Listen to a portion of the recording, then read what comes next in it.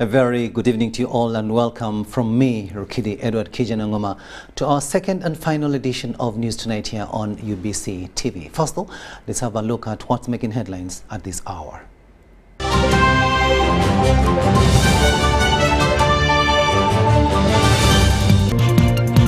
our top stories tonight, KCCA repossesses Kiseka Market, vendors claim an end to monopoly. Parliament pins Minister of Works and Transport for increase in road accidents. Energy Ministry asks Trade Ministry to regulate scrap business. And in sports, Musa Ntege retains ABU title, targets world acclaim.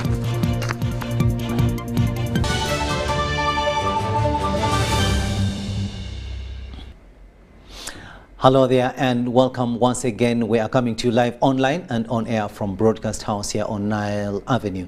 My name is Rukidi Edward Kijanangoma. Now, President Yoweri Museveni has assured the international community that the Ebola situation in Uganda is under control.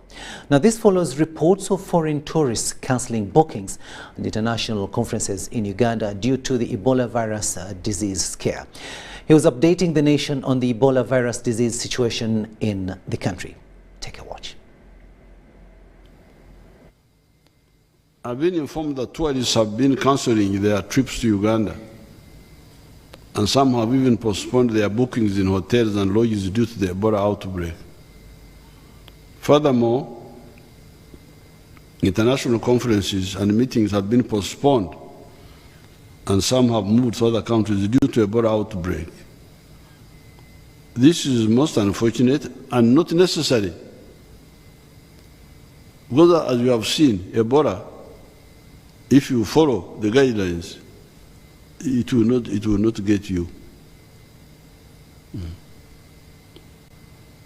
I would like to reassure the international community, tourists and conference organizers, and the entire Ugandan population that the government has put in place measures to control the outbreak. And unfortunately, the disease itself is avoidable because it only spreads by intimate contact. Currently, the number of cases in Greater Kampala are as follows: Kawempe 3, Makindye 1, Rubaga 14, and Wakiso 2. The Greater Kampala region is a heavily populated area that presents challenges in contact tracing, follow-up, and home quarantine. And because of this, identified contacts must be put under government quarantine, institutional quarantine. However, I have been informed that some contacts escaped and found their way to Masaka and Jinja cities. Both of them have since died of Ebola. I once again repeat that all traditional healers and witch doctors are prohibited from carrying out their activities during this Ebola outbreak. They should not receive clients. All the border must stop the practice of passenger relay system immediately. Should they continue, I will stop their movement with or without cargo.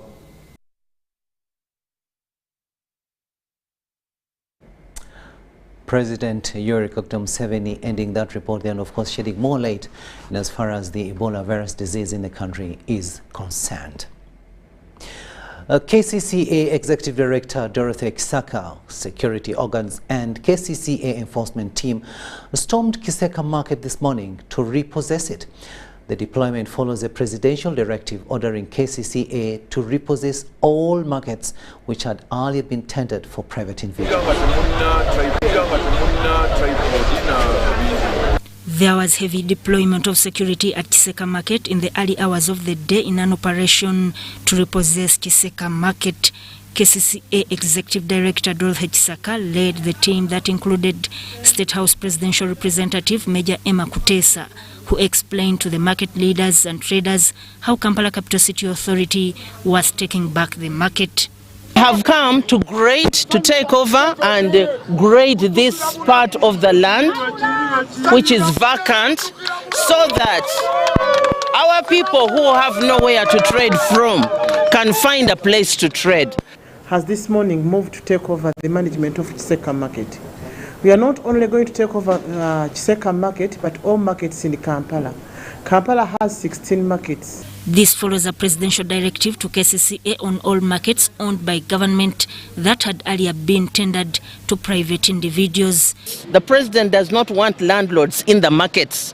Markets should be places where people come trade and go. The current status is that you have a person who owns 2, 3, 4 places as theirs, and they rent them out to the market vendors. Traders were happy that this has marked an end to exploitation by management. Etekemu amanyi entalo executive tezituyamba fe twagala service delivery nchiddamu twagala service delivery tetwagala ntalo fe twagala kubeerawo n'abaana baffe babeere bulungi. Nti Yoweri Kaguta Museveni olw'okutuwa ettaka lyaffe ng'abaavu nga nze chairman waabwe Kato Katera Masias era ekiragazi ne mu katale kano emyaka mingi abantu bastrugglinga naye omuntu aveeri from nowhere ajje akwata akatale kano mbu yakakulakulanye ekyamazima yabagenda okuganyulwamu ng'omuntu omu ye ne famire ye. Susan Kushaba, chairman of Owino Market, in her response said there had been outcry of market vendors. I take this opportunity to thank His Excellency the President Museveni for liberating markets. And Major Emma, really, I want to hear you that you are now a general because you have done your part. And Madam Dorothy Chisaka. The division mayor Salim Uhuru and the representative from State House Major Emma Kutesa clearly responded. It is now the vendors of Kiseka to take over their own land. This land belongs to KCCA. This land belongs to vendors. I was in the meeting personally last week when the President directed the Minister of Kampala and the Prime Minister to take charge. So I'm also here to witness that this place is being handed over to KCCA, and then we hand them over to the Muntu wa Wansi. Kiseka Market has been an issue of contention following two sectors like lockups owners who claim to have got lease from KCCA and the traders Sudat Kaye and Joseph Muyingo. UBC News. Now, Muntu wa Wansi must be celebrating in as far as Kiseka Market is concerned. Now, Uganda loses over 800 million Ugandan shillings daily on treatment of patients involved in road carnage. Findings by the Parliamentary Committee on Health show that the major causes of road accident include poor state of roads, poor enforcement, and vehicles and motor vehicles in dangerous mechanical conditions. Committee chairperson, also Koboko Municipality Member of Parliament, Charles Ayume, presented the report that shows the Ministry of Works and Transport on irregular issuance of licenses and permits, and this has been going on. The overall daily cost that we spend on treating accidents is 877 million shillings. Monthly it comes to 26 billion, and annually it comes to 315 billion. The report on the magnitude on road traffic injuries reporting to public hospitals in Uganda and the cost of treatment has indicated that Uganda loses about 300 billion annually on treatment of patients. The Parliamentary Committee on Health report highlighted the causes of damage financially to the economy and well-being. Because you are only looking at the over 300 billions for the treatment. But when it comes to the economic losses, human loss, you cannot replace these experienced people who have invested. People die with their businesses. The findings indicated that at least 12,805 cases of road accidents were registered in 2018, 12,858 in 2019, 12,249 in 2020 and 17,443 cases in 2021, where border riders took lead. I also love to interest our Minister of Works, especially to invest more on road signs than the road humps. Borders to ride badly. How about the potholes that they are dodging and they end up getting into the running vehicles? The figures generated from the 16 major hospitals and the traffic police road accident report indicate that the major causes of accidents was law enforcement and indiscipline of road users. This was not limited to the state of vehicles in dangerously mechanical conditions, overspeeding and overloading, and influence of drugs. When you drive on our roads, it is totally dark everywhere you go, and so you wonder what happens. The sample regional hospitals visited by the committee included Mulago Referral Hospital, Masaka Referral Hospital, Mubende Referral Hospital, Mbarara Referral Hospital, Naguru Hospital, Arua Hospital, and Gulu, among others. The Ministry of Works and Transport has partly been blamed for the irregular issuance of permits and licenses to unworthy motorists. There must be regular testing. We should not act with a presumption that they can ride. The ministry has, however, been called upon to put in place stringent regulations on breach of traffic rules by errant drivers, review licensing procedures, and enhancing of a road test worthiness. The report has recommendations. We seem to have a community that sometimes doesn't respect our regulations, even as the honorable colleagues. The Speaker of Parliament, Anita Mong, has also tasked the ministry to regulate transportation of spare parts of vehicles and restoration of usage of speed governors. Nonetheless, politicians have also been challenged to desist from using politics to defend indiscipline and crime. Road accidents are now rated to be the third killer across the world. Susan Naung and Gloria Gwitabinji reporting for UBC TV. Thanks, Susan and Gloria Gwitabinji, for that story there. And of course, government and even you, the person watching, should take care in as far as avoiding road accidents is concerned. Now, the Ministry of Energy and Mineral Development has tasked the Ministry of Trade, Industry and Cooperatives to institute stringent regulations for the scrap industry as the means of reducing electricity infrastructure vandalism. A State Minister for Energy, Okasai Sidronius Opolot, attributes increasing infrastructure vandalism on the lousy regulations guiding scrap business in the country. The investigation report indicates vandalized electricity equipment is traded to scrap dealers. To minimize the loss, the Ministry of Energy and Mineral Development wants strict regulations for one to operate a scrap business. The Ministry of Trade and Cooperatives has been tasked to make regulations for the scrap industry following investigation reports that vandalized electricity materials are traded in scrap industry. The State Minister for Energy, Okasai Sidronius Opolot, has announced a blended load shedding in Kampala Metropolitan owing to the vandalized power lines. The ministry is compelled to switch on the expensive 50 megawatts Namamve thermal power plant, which is always on standby for emergencies. And the two lines which were vandalized were actually bringing in 380 megawatts. They were bringing electricity, 380 megawatts, to central metropolitan Kampala and western Uganda. Uganda Electricity Transmission Company Limited is constructing temporary structures to restore the faulted transmission lines. Replacing 5 newly vandalized transmission towers will cost Uganda Electricity Transmission Company Limited over 1 billion shillings. Can you imagine losing 1 billion shillings within just a weekend? Replacing those towers is going to cost over 1 billion shillings.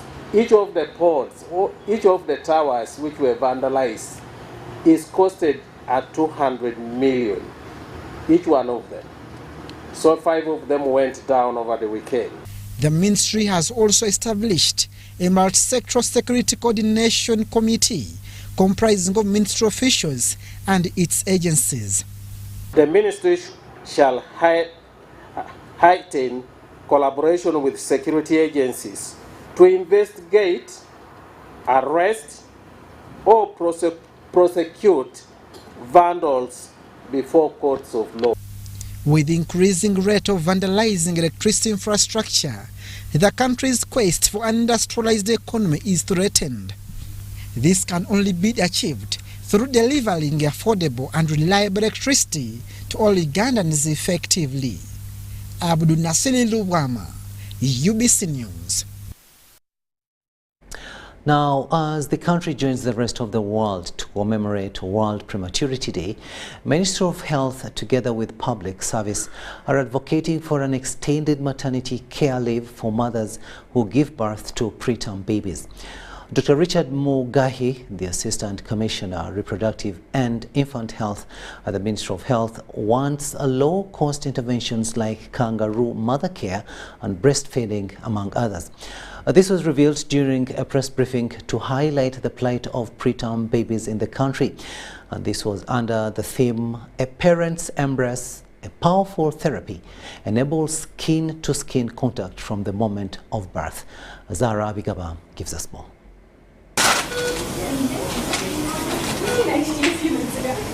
Prematurity in the country is the second leading cause of death amongst the newborn babies.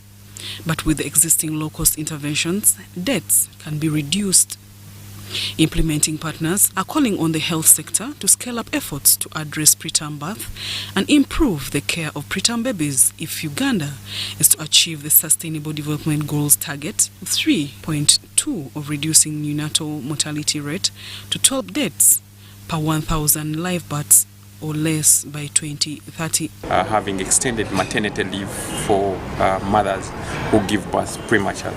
We are increasingly seeing this as a big issue, but these mothers have complex social, economic and psychological issues to look after these prematures, and they need an extended maternity leave. That's something that we can advocate for as Ministry of Health. Despite all this readiness, we are not making the progress as we would like it to. Basically because, among others, we don't have adequate investment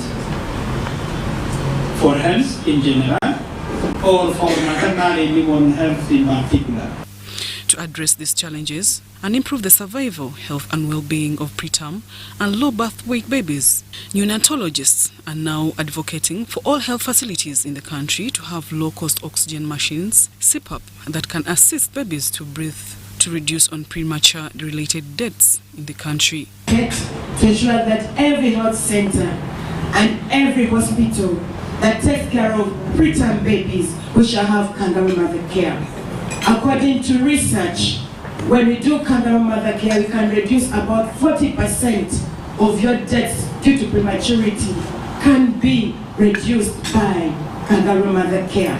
We're supposed to have a NICU at every regional referral and every national referral, newborn intensive care unit. But out of those, of the 20 that we need, we have 4. 3 are in Kampala, 1 is Chiwoko.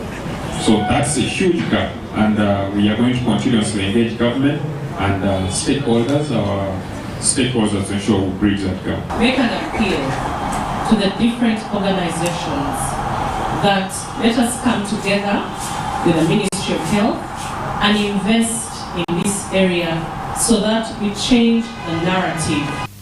An estimated 15 million babies are born too early every year. That is more than 1 in 10 babies. Approximately 1 million children die each year due to complications of preterm. Zahra Abigaba, UBC News. To Mubende District now, where officials in Mubende District have sent back learners who live in Kasanda District following Ebola lockdown. All students gathered at Kasenyi Playground in Mubende municipality, where buses picked them to their destinations after being screened.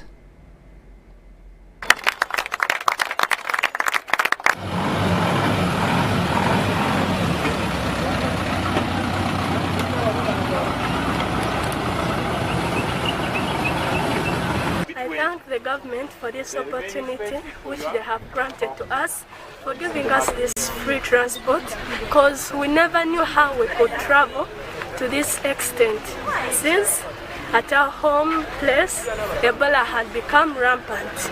But we thank you for this opportunity. We thank the government, we thank UNICEF and all members that were in charge of this program. We check them and to make sure that those who are boarding the vehicles are free from the expected Ebola virus. That when they are going where they are going, we don't expect them to take anything very dangerous to their homes. The distance, we do not want to have bodily contact that is very risky in this situation. Pray that you maintain this. You take care when you go out there. Ebola is a deadly disease. I wouldn't want to release you today when you are how you are, and then next time we hear that you have not been able to continue with your education.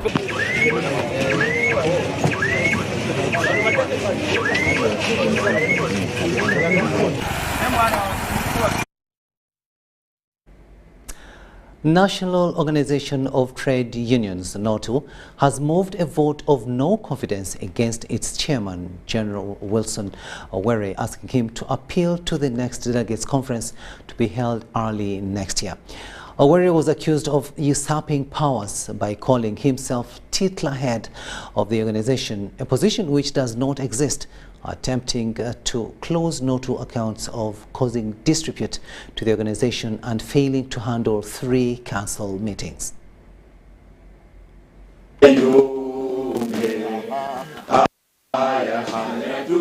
Members of the General Council petitioned the Registrar of Labour Unions contesting the conduct of their chairperson. The Registrar of Labour Unions gave powers to the General Council of NOTU to handle their internal issues. 23 unions out of the 34 unions have assented to the resolution that has been made today. And therefore, nobody can stop it. It is a General Council that has been called in the confines of the law, and we have made those recommendations. The members elected Mogole Mawuku Stephen, acting chairperson of National Organization of Trade Unions. But he comes lying people that because I'm in NRM, if you don't want President Museveni, you leave. And that's why they have removed him. You don't want to work with this government, they will remove you. Go and form your government. Because you have come a long way with this government giving us 5 seats of parliament, which we never saw. They have built us a home. Then you reach here and say, you don't want to work with NRM? That's wrong. The members' focus is now formulating policies to move the union forward. NOTU belongs to us. And this is a time today you have shown to the world the organization belongs to you. It does not belong to one who stays on the press every day. When you see the fights, these fights in the labor movement are normal. It is not the first time we are having disagreements as trade union leaders. It's a normal phenomenon, and not only in NOTU, but in all organizations, people disagree. Owere has been accused of incompetence, closing NOTU accounts and calling himself a tilter head of the organization. It is our responsibility to ensure that the workers of this country are safe. And for that reason, I pledge that I will work with each and every one of us, because this is us. The organization is what makes us, and we also make the organization. I have been following it, and I have also been participating as a trade unionist to ensure that we take this power back into our hands as trade unionists. Wilson Owere has been in office for 14 years, although he has gone to court to stop the meeting organized by NOTU General Council. Sudat Kaye, UBC News. The Uganda People's Defense Forces, UPDF, and the Congolese FARDC army offensive against the Allied Democratic Forces on their second axis along Kasindi-Beni Road has opened space for trade in the area. The commander, Colonel David Magambo Kitata, says the joint force has dispersed the ADF personnel to Disari. Haruna Mtesa-Sira reports. ADF operations in North Kivu that borders other provinces like Ituri to the north and South Kivu to the south had turned into a battleground for rival armed ethnic groups since 1998. The province consists of 3 major towns of Goma, Butembo and Beni, with 6 territories including Lubero, Masisi and Rushuru.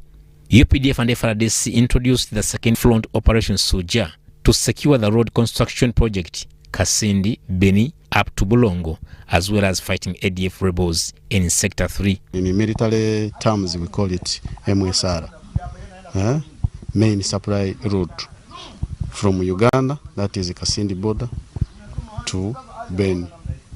Previously, you could not move without seeing burning vehicles, ambushes along the road. The situation has tremendously changed. The brigade commander 301 Brigade, Colonel David Magambo Kitata, opened up Sector 3 in an offensive action against ADF. We have that township called Bulongo. They can even tell you that at least now we can sleep, which means we have at least managed to secure and at least to contain the situation, unlike in previous days. Operation Suja is vigilant and moving troops into ADF spot areas. Let them trust their sons and daughters who are in the Operation Suja.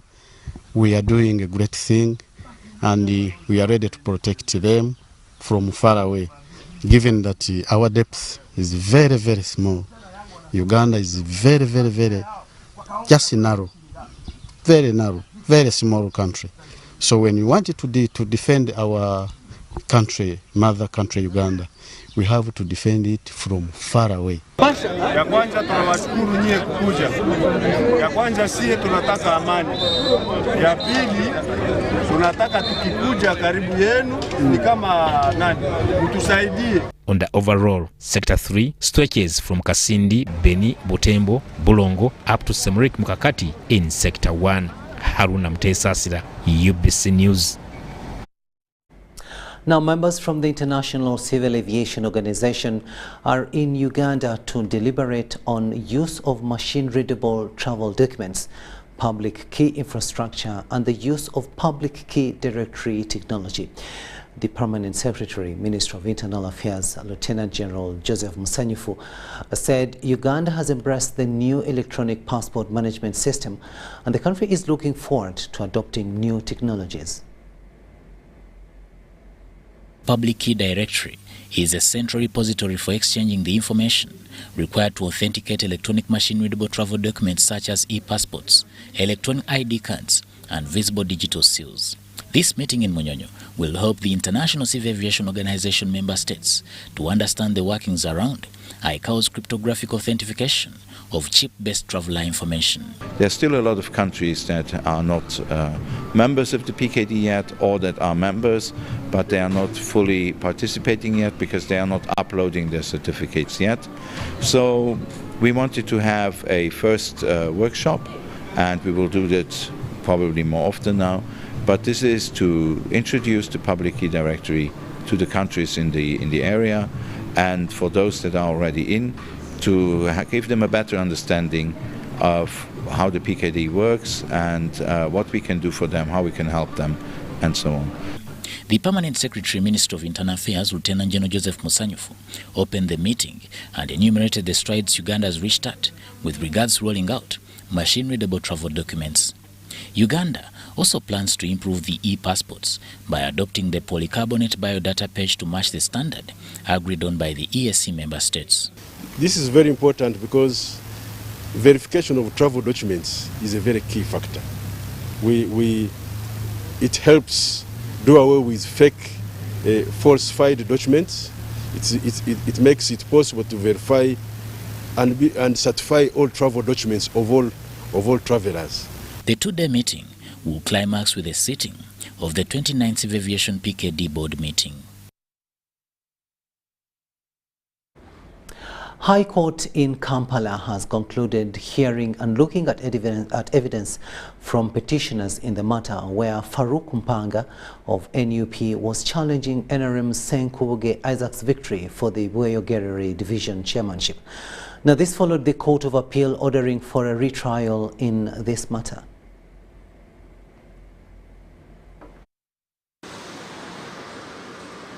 Last week, High Court in Kampala started election petition retrials as ordered by the Court of Appeal. Among the cases, Farouk Mpanga of NUP is challenging NRM's Senkubuge Isaac for the Bueyogerere Division chairmanship.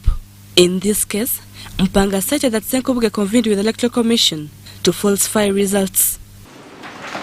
Before Justice Joyce Kavuma, the petitioner's legal team, led by Lawrence Kabuye, presented witnesses on falsification of results at some polling stations. However, the witnesses failed to defend their affidavits during cross-examination. Officer was stationed because the station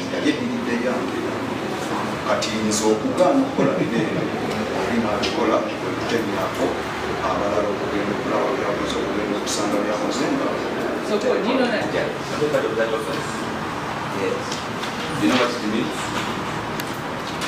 That's why I advise you speak what you know for the truth. Don't speak what you were told before coming here. Every answer you give invites further questions. So do you want to withdraw your earlier testimony to say that the results at your polling station were falsified? The defense legal team has asked court to grant them permission to cross-examine some of the witnesses of the respondents in this matter. We are cross-examining two witnesses on behalf of two witnesses that depend affidavits on the side of the respondents. That is Mr. Senkubuge Isaac and a gentleman, a lawyer from the Electoral Commission called Mr. Juko. Justice Joyce Kavuma has set the 17th of November 2022 for the respondents to prepare their defense in the general local council elections that occurred on the 3rd of February 2021. Senkubuge garnered 6,879 votes against Mpanga's 5,683. Abawangula nawangula Senkubuge naye ne bakyanga empapula by'okulonda byara forms ze baakola obukozi wa kiso tale center ne bawaayo ebyabwe ng'ate Senkubuge bamulayiza talina wadde byara form n'emu. Mu mbeera eyo njagala obwenkanya. Among other petition cases to be retried is one where NUP's Fred Nyanzi is challenging Muhammad Sereko for the Kampala Central seat. Rebecca Natongo, Susan Nabogode, UBC News.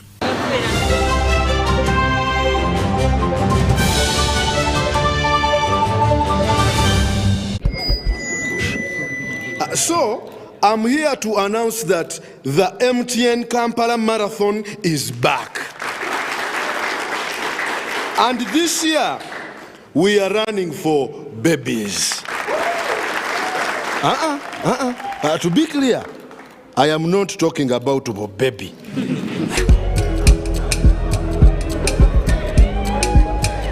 No. And neither am I talking about to be baby.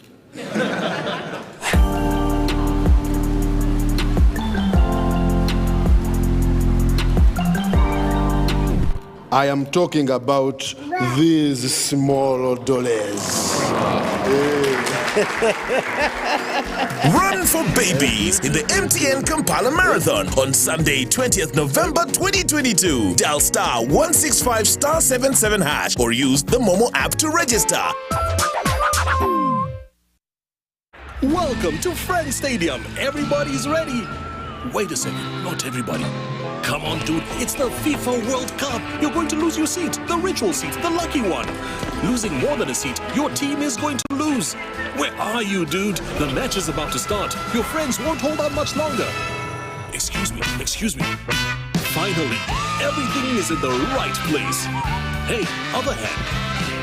And you, do you have everything you need to believe? Do you need data collection services, data analysis and reporting, monitoring and evaluation systems? Then contact Mult Technologies, a professional research firm that has provided many organizations with timely research solutions for over 15 years. For more information, visit www.mt.co.ug or call us on 0704 913 399 or 0782 602 963. Visit our office in Kampala at Sayuni Complex in Tinda. Mult Technologies, your professional research firm. Did you know that a cashless, secure, and convenient lifestyle is possible with Airtel Money Pay? Pay for your goods and services in the following simple steps. Dial *185 *9#. Enter the merchant ID. Enter the amount. Enter payment reference, for example, school items. Please enter PIN to confirm. You will receive a confirmation message for a successful transaction. Airtel Money. Instant, secure, borderless. It's true what people say, that when I wash and you wash your hands with soap, we'll have less infections as Ugandans. After all, it's hands that handle money. It's hands that feed us. Hands that prepare soil for farming. Hands that we use to learn. And hands that we use for fun. When I wash and you wash hands with soap, it means clean hands for all. This is a message from the National Hand Washing Secretariat. At Timex Nutrition Center, we advise you on the right foods to eat, exercise profile to adopt, and lifestyle strategies which are compatible to your blood group and genotype. This empowers your body to prevent and treat many diseases like diabetes, blood pressure, arthritis, ulcers, obesity, and many others. For more information, find us at our head office in Kampala on Nassa Road, Conrad Plaza, 2nd floor, or call 0758 819 952 or 0778 288 361. We also have other branches in Bara and Jinja. That's right. The Voice is coming to a city near you. From the 21st of October to the 20th of November, you get a chance to showcase your talent. Prepare a 1-minute MP4 video of yourself singing and upload it to thevoice.africa to register. Make sure you have a valid Airtel number, and if you're shortlisted, you will be contacted to come in for the live auditions. Well, don't just stand there, let's go! Music your passion, Africa your stage. The Voice Africa, connected by Airtel.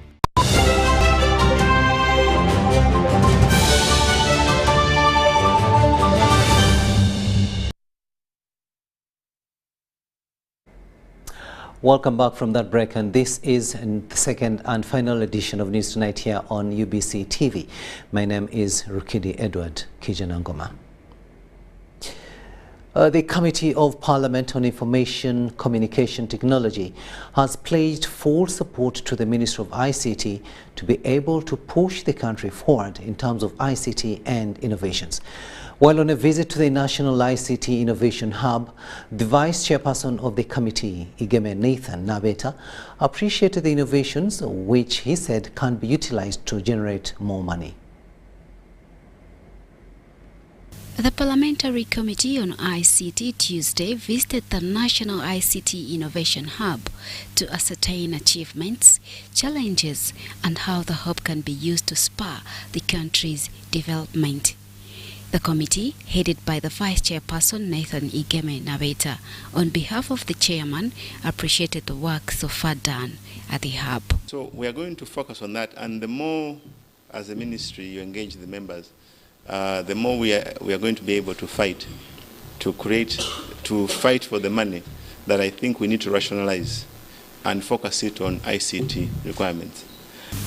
State Minister for ICT Nabosa Joyce Sebugwao says the hub will complement local innovations and increase import substitution. Through this hub, we aim at targeting indigenous Ugandans with an innovative idea, solving real-life problems across all sectors. On information dissemination, all this information must reach the public. Can you please assist us and fight for UBC. State Minister for ICT and National Guidance, Godfrey Kabianga Baruku, however, says the Innovation Hub faces a number of challenges, among them inadequate funding. Come timely. We have challenges. Funding is one of them, but we also have other challenges. But we feel if we can sort out the funding gap, then we shall even do better. In her presentation, the Permanent Secretary of Ministry of ICT, Dr. Amina Zawede, appreciated the Hub's achievements since its inception. We have, in these pillars, we have progressed extensively on the enabling environment. We have the laws in place.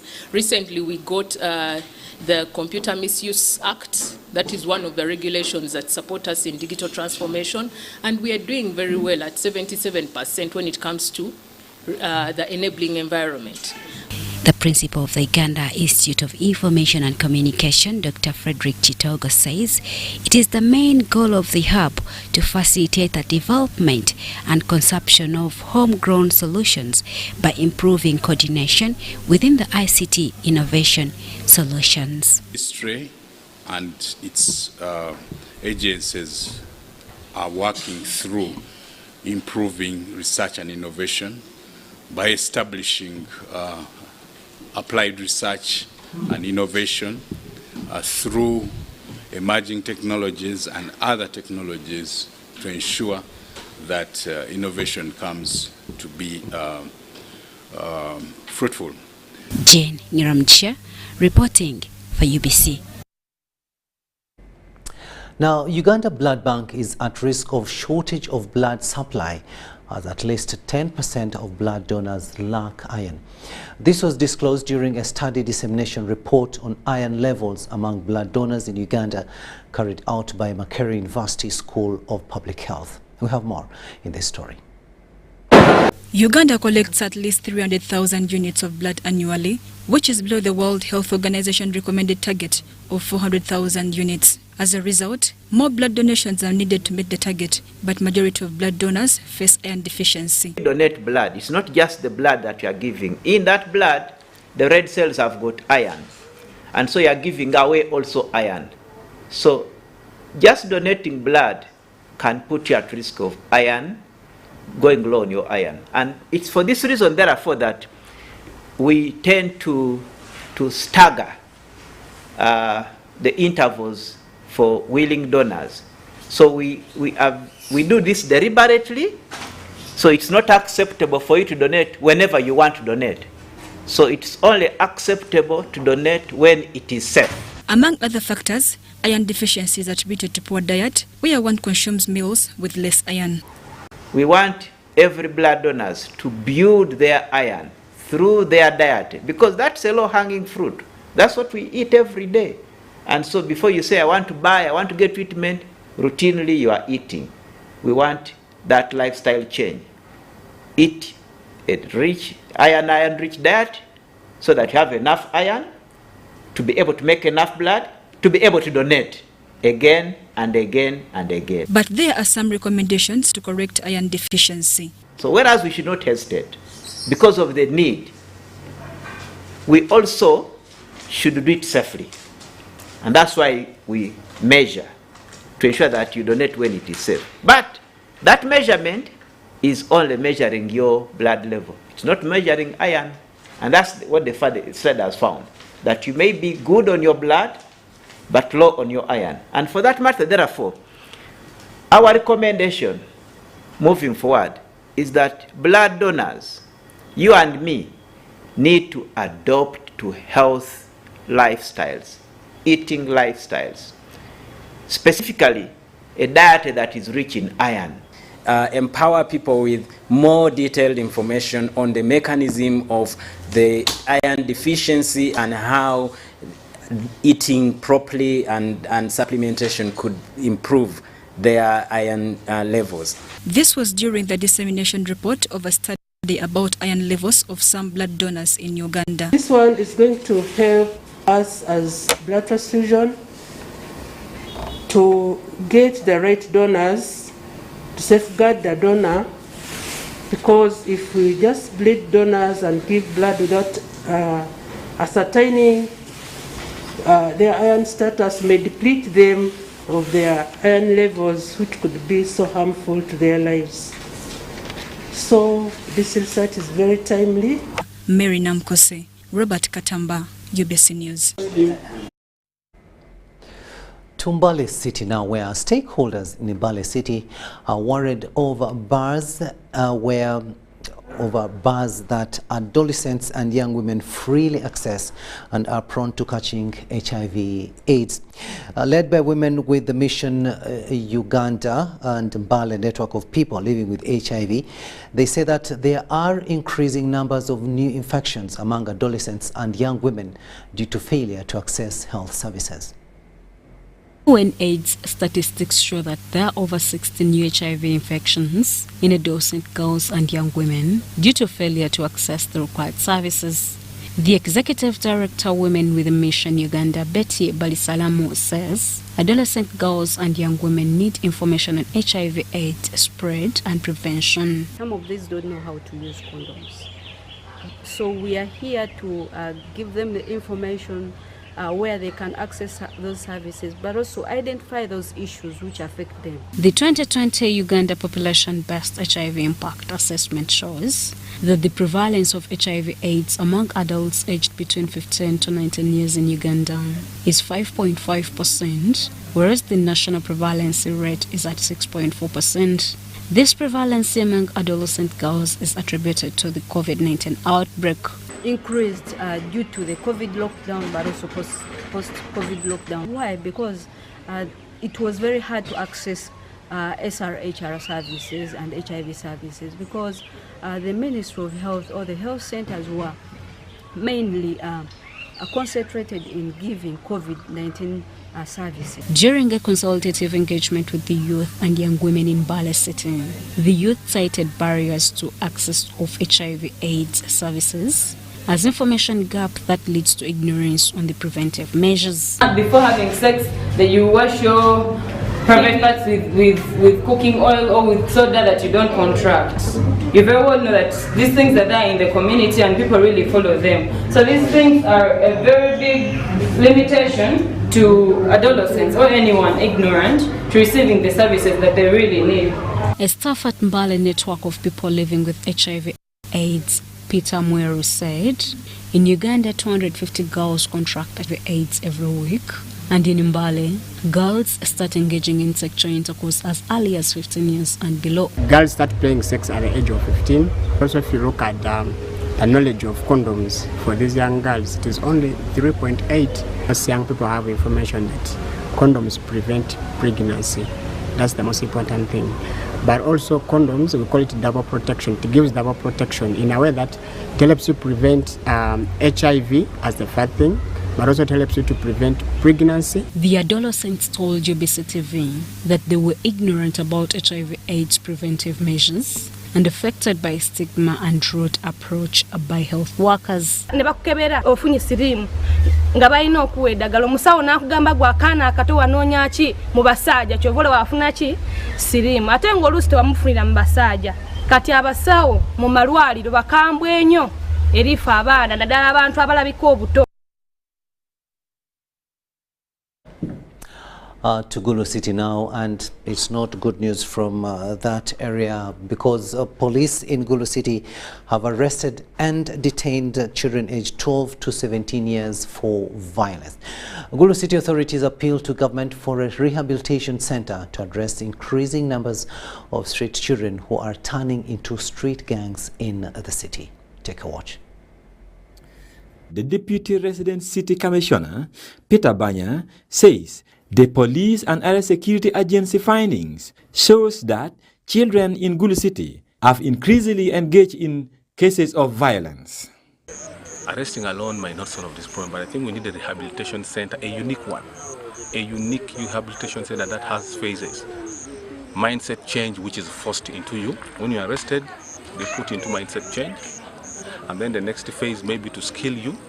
The third phase, maybe we employ you. We can finish up, and that thing might not be only here in Gulu. It has to cut across the country.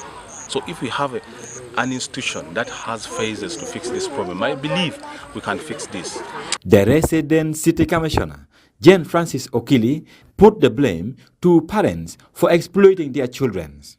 When we arrest these children, in the morning the parents will be full there saying, release my child, release my child. And if this is your child, where were you when the child was doing all this? We also have girls now. New generation of prostitutes in the city are girls between the age of 12 to 18. Yes. Between the age of 12 to 14. I mean, between the age of 14 to 18. Even there is a girl of 11 years where I visited, and she's a prostitute. Director Asta Gulu, Michael Ojok, says many of these children are being raised by young parents who were born and raised in the IDP camps during the LRA insurgency in northern Uganda. We have young parents who were not parented well, and now they're also parents themselves who totally don't know what to do. We have many people who think all they have to do is provide for their family, not knowing that spending time with their family, showing love to their family, being loving with their spouses, also contributes to a child growing up in a healthy family. Some parents in Gulu City admitted these problems, but claimed that poverty, broken marriage, and cultural decays affected their capacity to nurture children. From morning you leave home very early in the morning, you go back late. In most cases, most of us, we don't have the motorcycles that we own. Some of us, we got it from the loan, and if you stay, these loan people, they come and do it. We have the pressure on loan, so we don't have time to stay with children at home. In the recent operation by Joint Security, together with the Gulu City Authority, over 200 street gangs were arrested, and several of them were taken to several detention homes across Acholi sub-region. Stephen Okelo, reporting for UBC TV in Gulu City. Thanks, Okelo, for that report there. Now, government has been tasked to set aside funds to assist persons with disabilities to ensure proper service delivery to them. This comes at a time when most persons with disabilities cannot access certain services due to lack of support. Oftentimes, persons with disabilities face challenges when it comes to access to legal aid. This is largely attributed to ignorance of the laws that fight for the rights of persons with disabilities. Celebrating 10 years of existence, the Disability Law and Rights Center, in collaboration with the Public Interest Law Clinic, have strived to ensure disability inclusion in regard to legal aid. And in 2012, when we started, we were providing awareness-raising services in the 4 communities around the university. Those are the slum communities of Chikoni, Chikuamutwe, Katanga, Chivulu. Our students go to those communities and they provide legal aid services through providing information on domestic violence, information on land rights, information on SACCOs. Experts say conditions of persons with disabilities should be considered in order to ensure inclusion. Disability inclusion requires funding, and this needs government to put money aside so that this inclusion, for example, in education, you saw where we were at. It should have been very flat so that people with wheelchairs can easily go through. Those ones with crutches can walk around, but it wasn't. Because if you talk, someone who is not able to hear with their ears should be able to follow what you are saying. That is part of inclusion.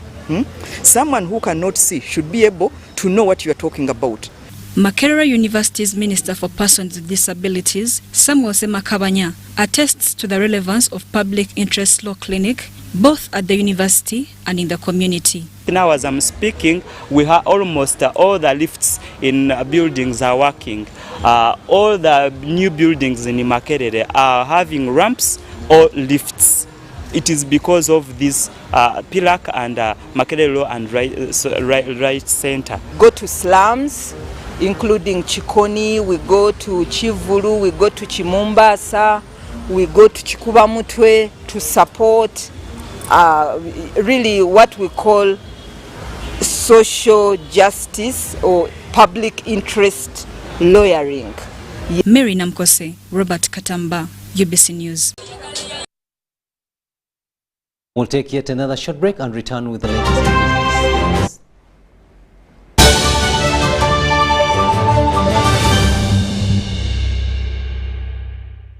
That's right.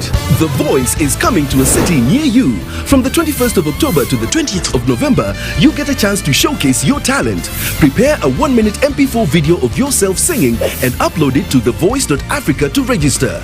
Make sure you have a valid Airtel number, and if you're shortlisted, you will be contacted to come in for the live auditions. Well, don't just stand there, let's go! Music your passion, Africa your stage. The Voice Africa, connected by Airtel.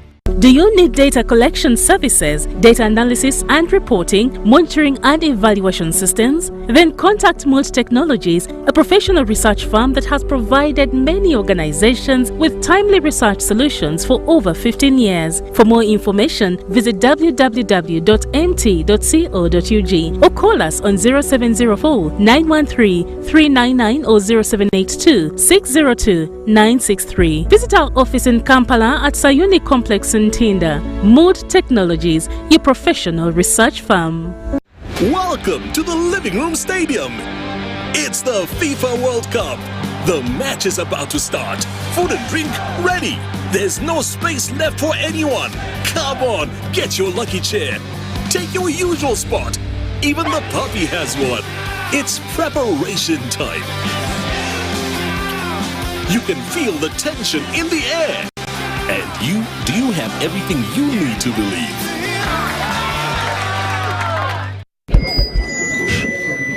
So, I'm here to announce that the MTN Kampala Marathon is back.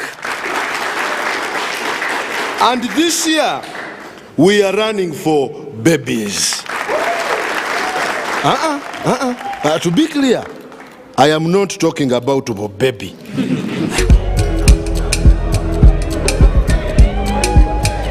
No.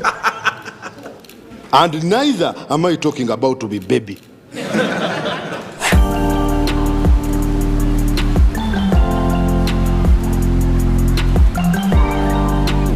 I am talking about these small dollars. Run for babies in the MTN Kampala Marathon on Sunday, 20th November 2022. Dial *165 *77# or use the Momo app to register.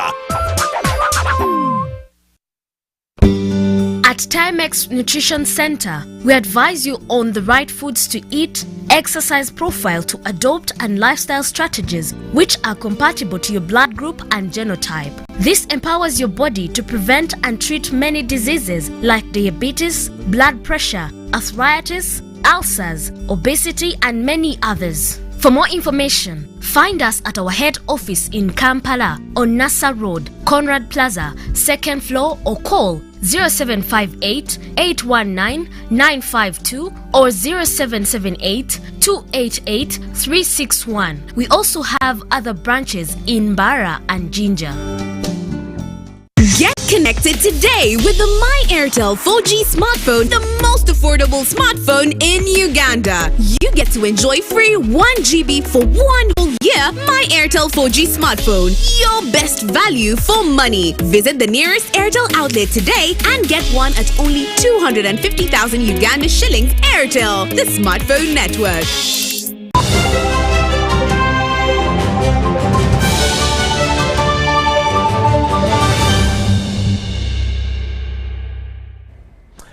Welcome back from that break, and this is News Tonight here on UBC TV. Let's have a look now at the latest in business. A Minister of Agriculture, Animal Industry and Fisheries has received 100 motorcycles and 73 tablets to boost farm productivity. The Minister for Agriculture, Animal Industry and Fisheries, Frank Tumwebaze, says Agriculture Green Revolution for Africa has made a strategic intervention in the farmers' access to quality seed. There are over 35 seed companies registered by the Ministry of Agriculture engaged in seed value chain, including seed production and marketing. This has been boosted by Agriculture Green Revolution for Africa, AGRA, by providing motorcycles and tablets for use in monitoring the quality of seeds supplied to farmers. I thank them so much for this contribution especially giving us these tangible tools for our inspectors. Seed is the starting point for production. Like the Baganda say, what you plant is what you harvest. If you plant stones, you'll get stones. If you plant good beans, you'll get good beans, and they will multiply. So seed is key. But also more importantly is research, which is the source of that seed. All the seed multipliers you see on the market don't do the seed. They don't make the seed. The seed is manufactured from the research labs of our scientists at NARO. So we must build NARO's capacity to continue producing resilient seed. Dr. John Jagwe, Country Director, Agra, said a smallholder farmer needs quality seed to start commercial farming. The Commissioner, Minister of Agriculture, Paul Mwambo, highlighted the need of using the motorcycles well by the agricultural inspectors. The tablets are to help us to collect data at the points of inspection. So the existing gap before this project was that we were not able in real time to collect information through the process when the seed is being grown up to the point of being tested and certified for the market, and then following up in the shops where these items are sold to farmers. Now with this, we have trained a total of 135 extension staff in the districts. Government seed inspectors have received specialized training in seed inspection and work as para-seed inspectors to support seed inspectors. A total of about 20 people have PhDs that were supported by AGRA. Then in the area of seed quality, we have also trained extension workers in seed inspection skills so that they can be deployed to do field inspections where seed is being multiplied. And now, this is the tail end of things. Transport. You cannot go to a field when you don't have transport. So Sudat Kaye, UBC News. Uganda Revenue Authority is set to embark on a mission geared at curbing illicit alcohol. According to the revenue body, the illegal business that is thriving in Uganda is hurting the economy and compliant sector players. Dennis Sigoa reports. Uganda Revenue Authority has vowed to crack down on illicit alcohol producers for the good of the economy and the public. Besides the loss in form of taxes, illicit alcohol is blamed for causing deaths and physical impairments. It's time to work together and redeem the 64.5% market share that goes to illicit alcohol. And I believe, as the URA team, our role is well cut out. At the commissioning of the Uganda Breweries Limited 17.6 billion logistics warehouse and empties handstand, the Commissioner General, John Musinguzi, underscored the need for collaborating with tax-compliant manufacturers in combating the vice. We are willing partners to engage with you to identify solutions that will be able to transition a lot of the maybe unpacked and illicit product into packaged, taxed, and certified products. We are going to clamp on illicit because I enjoyed the whole tour until when we are winding up there, and I saw so many crates outside the warehouse. And Eunice told me, CG, this alcohol has no one to consume it because of the impact on the economy. True, there is limited disposable income, the inflation is high, these are real factors. But how about redeeming that market share that goes to illicit? The new warehouse project will save the company 2.47 billion shillings per annum due to increased storage capacity and improved logistics. We are committed to supporting the development of this country. We are supported to compliant business. I'm a regulator, so I know what that means. We are supported to continue dialogue and exchange and learning from each other, and that has happened. And we are also committed to having the best standards so that everybody can come here and see how does URA, how does UBL relationship work, and how are they able to set the high standards.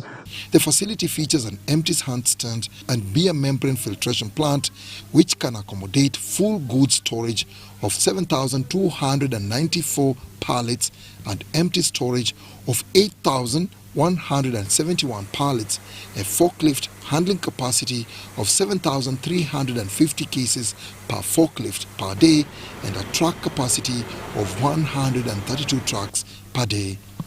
Dennis Igoa and Juman Samba for UBC Business. Entrepreneurs have celebrated Entrepreneurship Week despite inflation and epidemics ravaging the economy. The target is to interest everyone who lost hope to strive, stand and make it in life with entrepreneurship. Global Entrepreneurship Week has converged risk takers in business from various countries to create solutions for economic growth. These have discussed the current country economy. The competition is not amongst people with the same technology, with the same contacts and networks. That is why competitiveness and wearing the mindset to compete all the time is key if you are an entrepreneur. Turbulences never last forever. Stay the course. Shed tears if you must. Carry your yoke. But as you do all that, keep learning from what's happening with your customer. If the customer is saying, because of the turbulence, I can no longer afford to pay this amount of school fees, which room can you have where you can cut off some expenses and reduce the cost of the fees and continue to pay your teacher? These have been urged not to give up until they improve the country's economy. Business is challenging. Everyone who has run a business will tell you that it is full of ups and sometimes even feels like more downs. Now, what we are saying here is that you have the self-confidence to keep pushing. And that's really what we are saying during the Global Entrepreneurship Week, that we acknowledge there are clouds out there, we acknowledge that it's raining, and we know that you, the entrepreneur, it's your job to say, can I pull out an umbrella to be able to keep this business going? Entrepreneurs do internal audits in their businesses for better planning. Understand better the presenting challenges so that we can plan amicably well for solutions that can enable us to navigate through the current difficult times. African business problems should be solved using African approaches rather than depending on ways of foreign countries. So we can always share experiences from people who have gone through such difficult moments and find a way of helping our colleagues who are struggling, and even those who have succeeded in one way or another. It can be also a very good experience to enable those who have lost hope to at least remain hopeful that things can work out better in one way or another. Entrepreneurs are individuals who start a business taking a financial risk. Shaidat Nasaku, UBC News.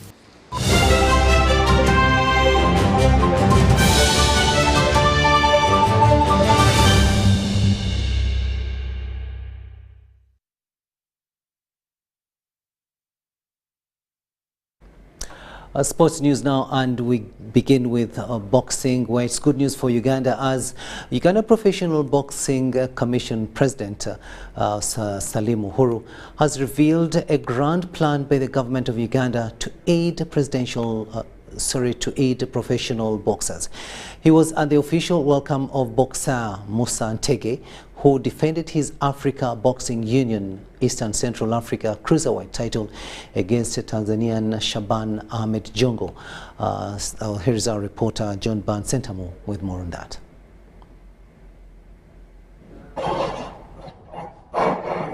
Few boxers in Uganda's history have traveled and won boxing titles.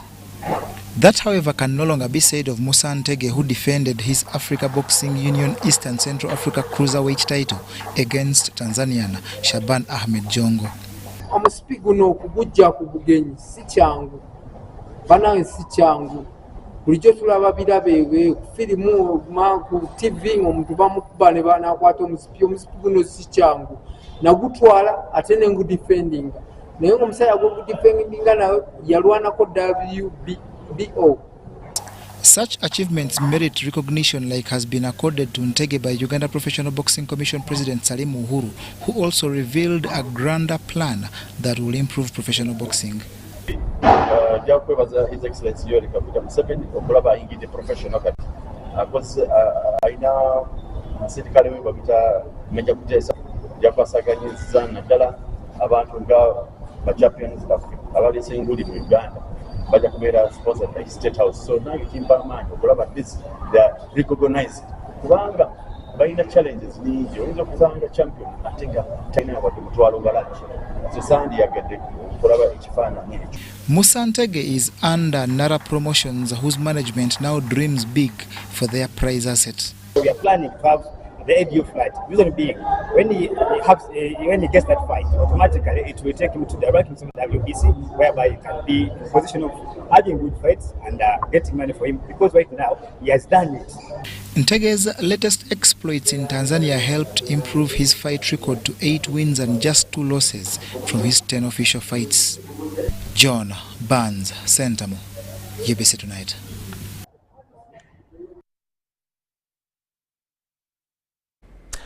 And finally, the MTN Marathon 2022 will kick off this Sunday, where participants will run in different distance categories. This year's marathon aims at raising funds to support maternal health facilities, where participants will be running for babies. Minister for State for Tourism, Wildlife and Antiquities, Martin Mugara, pledged total support towards the marathon and welcomed the companies towards this noble cause. How can we get 2,000 runners from the UK? How can we get 2,000 runners from the US? The US has got 21 million marathoners. How do we tap into that for them to come for the MTN Marathon every single year, such that 2,000 rooms are occupied by the time they're here, how jobs that will be created? That's how we need to engage on that. So we are glad to be a part of this. Hope we can go this much better next year. But our commitment as government is to see how we make this better, especially in terms of having a permanent route for you. And that's my commitment. I know we shall achieve it. But thank you so much for this wonderful partnership. So I call upon the Ugandans on Sunday, if you feel you have the stamina to run, come and we just it out. Thank you. Building on the past achievements that we've had, this year's marathon will be held this weekend on Sunday, 20th of November 2022, under the theme Run for Babies, and shall see the proceeds go towards supporting maternal and newborn health services. The proceeds shall be used to improve maternal and newborn services in 4 selected health facilities that we had shared with you before: Kisenyi and Kawala health facilities in the suburbs of Kampala, Kachumbala in the Teso sub-region, and Kabong. So that you can smile, but... And that sports story has brought us to the end of this second and final edition of News Tonight here on UBC TV. Thank you so much for having kept us company. My name is Rukidi Edward Kijanangoma, wishing you a good night. And remember that we shall be together again tomorrow, same time, same station here on UBC TV. But for now, I'll leave you with Daphne Kapasita Nsamba with the weather forecast for tomorrow. Daphne. I'm Daphne Kavasita Nsamba from Uganda National Meteorological Authority. Sunny intervals prevailed in most parts of the country this morning, but then areas around the lake had thunder showers. Later in the afternoon, most parts of the country had cloudy conditions with thunder showers. But this is because the rain belt is over our country. That's why we're having showers in most parts of Uganda. Tomorrow, we're expecting to start the day with showers around the lake and central part of Uganda. Eastern Uganda, we're expecting areas around the lake to still have rains, but areas like Soroti, we're expecting sunny intervals. Western Uganda, we're expecting showers, and then in the northern part of the country, we are expecting sunny intervals. Temperatures are expected to rise to 27 degrees Celsius, that is around central part of the country. In Nakasongola, areas around the lake, we're expecting 26 degrees Celsius, and also in central part of Uganda, 29 degrees Celsius with showers in Soroti, and then areas like Tororo, Jinja, around the lake, we're expecting 27 degrees Celsius. Western Uganda, we're expecting thunder showers showers with temperatures rising to 27. Apart from Kabale, where we're expecting temperatures to rise to 22 degrees Celsius, and in Barra, 25 degrees Celsius. Going to the northern part of the country, we're expecting 29 degrees Celsius with isolated showers. Apart from Lilla, where we're expecting 28 degrees Celsius. Going to London, we're expecting cloudy conditions. Cairo and Dubai, we're expecting sunny conditions. And then in Nairobi, we're expecting sunny showers with temperatures rising to 23 degrees Celsius. That's what we had in us. So continue tuning into UBC. Have a blessed evening.